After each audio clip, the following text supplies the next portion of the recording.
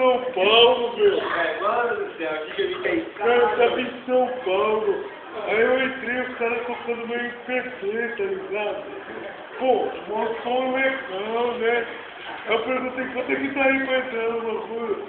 Eu 3 contos. Opa, 3 contos, né? Tá barato. Pô, tava tudo escuro lá dentro, né? Daqui a pouco foi clareando o bagulho, né? Eu olho para um lado, tá um homem beijando pro homem. Olho pro outro, tá uma mulher beijando pra mulher. Ô, cara, onde eu tô aqui, meu? E ainda... E a vocalista do grupo ainda era transformista.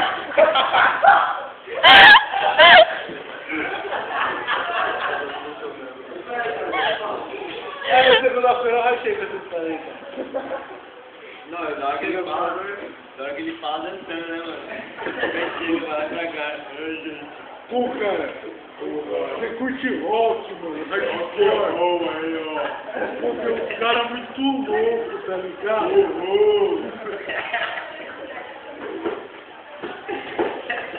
Já foi a menina que perguntou pra ele, né? Ô, você tá louco?